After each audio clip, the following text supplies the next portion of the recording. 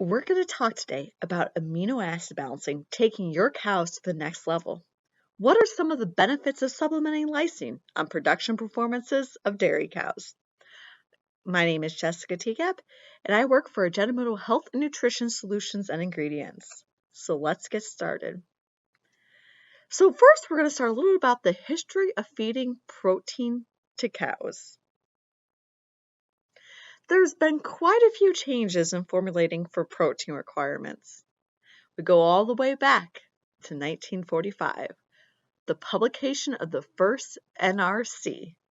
It was recommended that we feed cows 1.25 times the pounds of protein produced by the cow. But back then, cows didn't produce much milk. And today, their demands are a lot higher. So in the 1970s, we started looking at this thing called crude protein. And we still hear those words today. But the issue with crude protein is it didn't take into account the quality or the amino acid content. As we went further, we started to talk about metabolizable protein.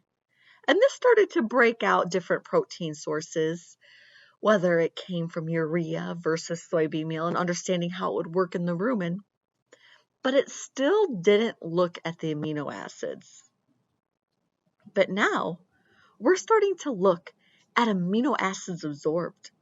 We're looking at each little building block down to the individual amino acid and how much is getting to the intestine and what it takes to make this cow reach her full genetic potential. As you can see, as we take a step back and look at the crude protein, the relationship between crude protein and milk is extremely poor. As crude protein increases, the milk yield really wasn't substantiated. And then, as we went into microbial protein, we started to see an improvement.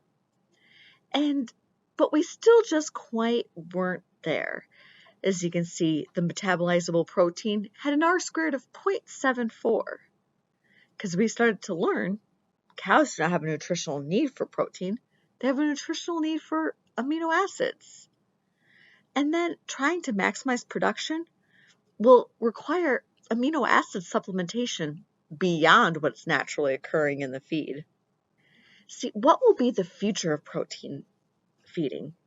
We'll be looking at meeting the amino acid needs, consistent feed, improving production, enhancing reproduction, and more peace of mind. Modern technology is allowing production of amino acids that can bypass the rumen and meet this modern cow's needs. There are currently commercially produced products to meet your methionine and lysine needs, the first two limiting amino acids. This shows a demographic of all of the trials that Agenda has conducted using rumen-protected lysine.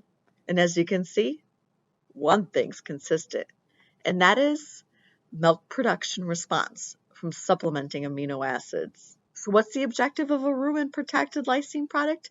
To deliver lysine to the intestine of the cow consistently and cost-effectively. As you can see from the graph, some amino acids are broke down in the rumen and don't even make it to the intestine. But AgiPro-L, it makes it to the intestine, so you have peace of mind knowing that cow is getting what you want her to go. It's critical to know what's your product's bioavailability. Does it survive storage, blending, and feeding operations? And does it survive the bunk? AgiPro-L is the industry-leading source of rumen bypass lysine. It's manufactured in Eddyville, Iowa, and has a long history of providing consistent metabolizable lysine for dairy cattle through proven university research, testing, and success on commercial dairies across the world.